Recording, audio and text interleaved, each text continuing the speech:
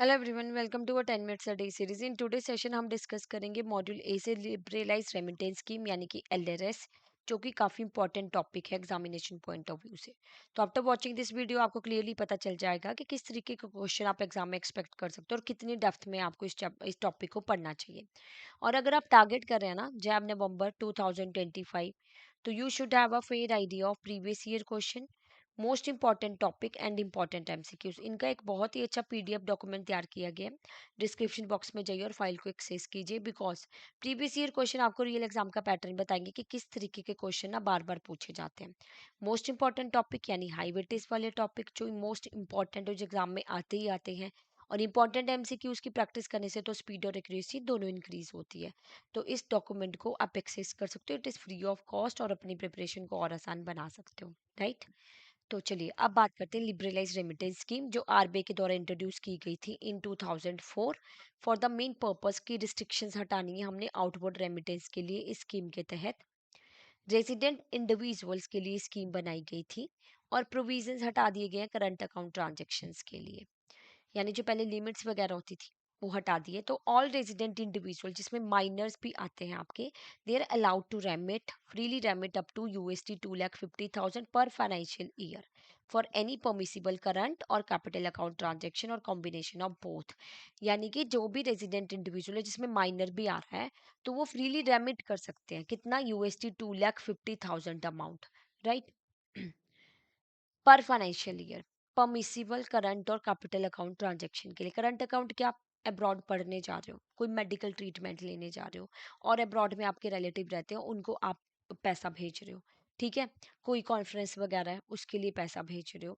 तो जॉब के लिए टेम्परेरी टाइम के लिए जा रहे हो, परमानेंटली सेटल हो रहे हो, वो करंट अकाउंट की ट्रांजेक्शन होती है। कैपिटल अकाउंट इन्वेस्टमेंट कर रहे हो या कोई प्रॉपर्टी परचेज कर रहे हो। तो इस स्कीम के तहत ना आप ये जो है पैसे भेज सकते हो इस लिमिट तक। तो अगर जो पैसे भेज रहे हो माइनर है, तो एलआरएस डिक्लेरेशन फॉर्म जो है ना काउंटर साइन किया जाएगा बाय माइनर्स नेचुरल गार्डियन। तो this scheme is not available to corporate, partnership firm, HUF और ट्रस्ट, ठीक है।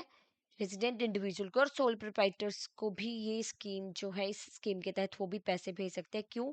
अब ये हम डिस्कस करेंगे क्यों है ऐसा।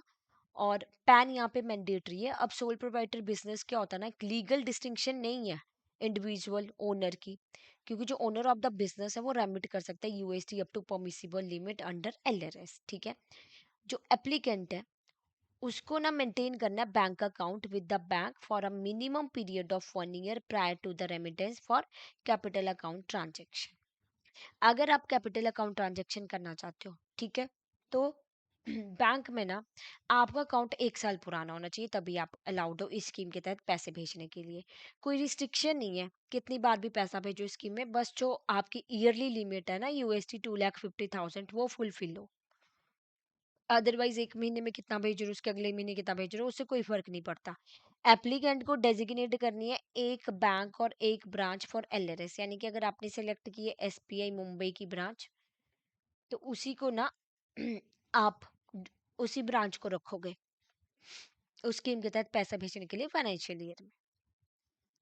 अब मान लीजिए फैमिली मेंबर्स ने, इंडिविजुअल फैमिली मेंबर को बाहर पैसा भेजना है। एक फैमिली है जिसमें फादर है, ठीक है, मदर है, और उनका सन ना बाहर पढ़ने गया है, सपोज कीजिए यूके या यूएसए, मान लीजिए यूएसए पढ़ने गया है।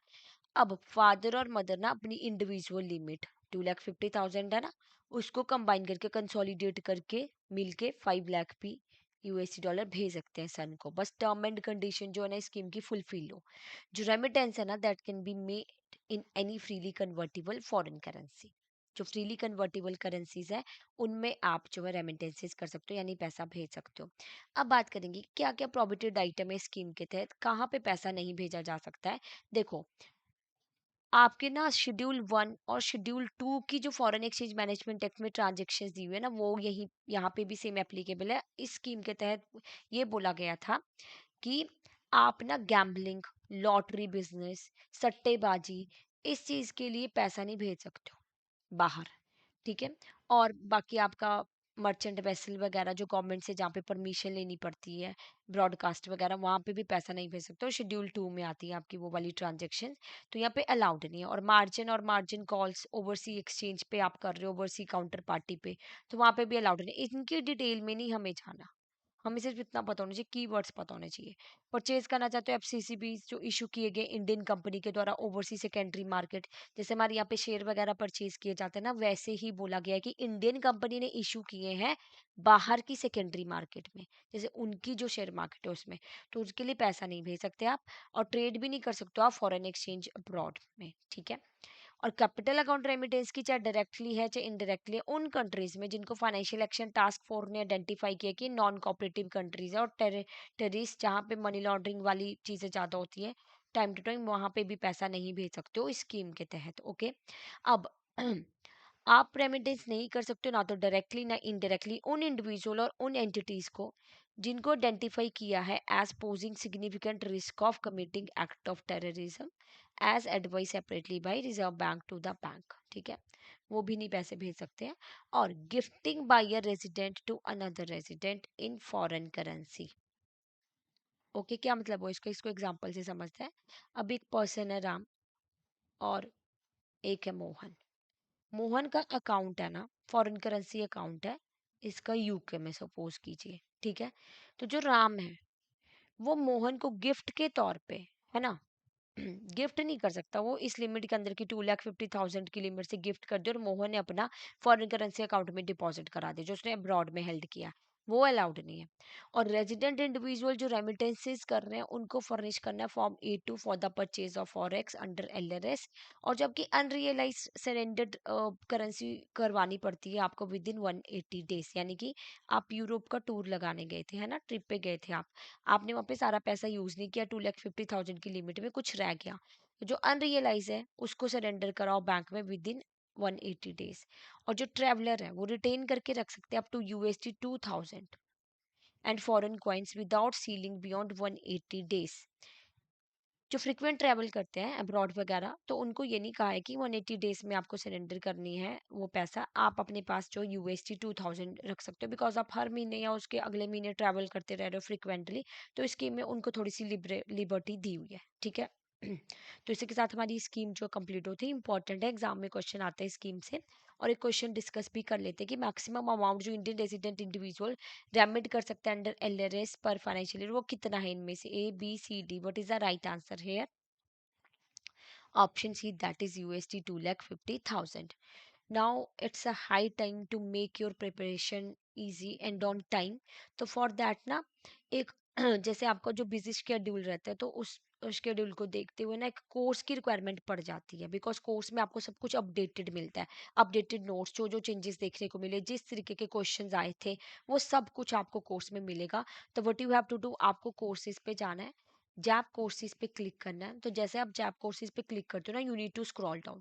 तो आप स्क्रॉल करोगे ना तो आप देखोगे यहाँ पे complete master course of 4 subjects जो जैप में पूछे जाते हैं आपके, IAFS, PPB, AFM, RBWM, तो उनकी आपको लाइव क्लासेस मिलेंगी, concept classes, concept note, mock test.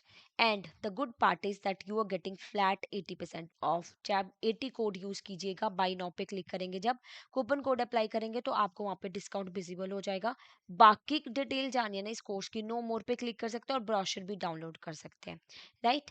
अब सपोज कीजिए कि आपको इंडिविजुअल सब्जेक्ट वाइज ही पढ़ना है, मास्टर कोर्स वही चाहिए आपको, आपका PPB का पेपर रहता है या AFM का, RBWM का, तो वो भी आप अवेल कर सकते हो, उस पर भी आपको सेम चीज़ें मिलेंगी, live classes, concept notes, mock test with the validity of 8 month.